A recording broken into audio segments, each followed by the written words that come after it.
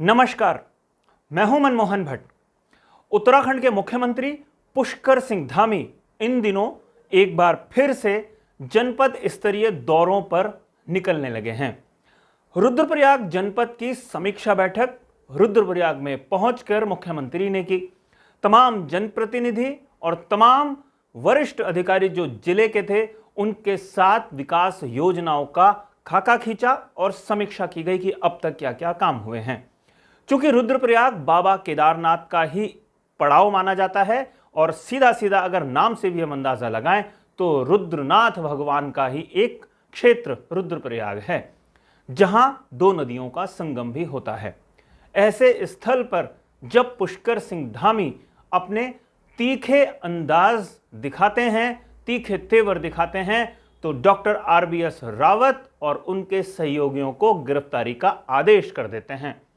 लेकिन साथ साथ पुष्कर सिंह धामी इस क्षेत्र में आकर एक शपथ भी ले लेते हैं। शपथ सीधा सीधा भगवान आशुतोष या भगवान केदारनाथ की कह सकते हैं। केदारनाथ की कसम खाते हैं कि किसी भी आरोपी को बख्शेंगे नहीं जिन्होंने बेरोजगार युवाओं के सपनों को तोड़ा है, बेरोजगार युवाओं के हक पर डाका डाला है।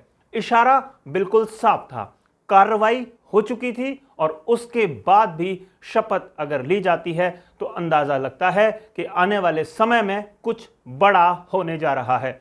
आप सुनिए मुख्यमंत्री पुष्कर सिंह धामी ने क्या प्रतिक्रिया दी उत्तराखंड अधीनस्थ सेवा चयन आयोग में बड़े मगरमच्छों की गिरफ्तारी के बाद। जिस दिन ये प्रकरण हमारे सामने आया था, हमने उसी दिन से तय किया था कि कोई भी भ्रष्टाचार में लिप्त होगा, कोई भी इस नकल के खेल में लिप्त होगा या अपराध में लिप्त होगा, उसको किसी कीमत पर बख्शा नहीं जाएगा।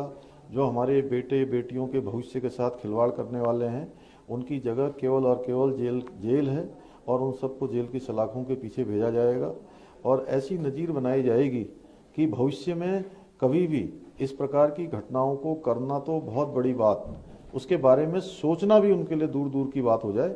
इस प्रकार का हम काम करेंगे। उत्तराखंड की STF उसमें अच्छा काम कर रही है और जब तक सभी आरोपी नहीं पकड़े जाएंगे तब तक ये काम जारी रहेगा। तो आपने सुना मुख्यमंत्री पुष्कर सिंह धामी किस तरीके से आक्रामक रुख अख्तियार किए हुए हैं।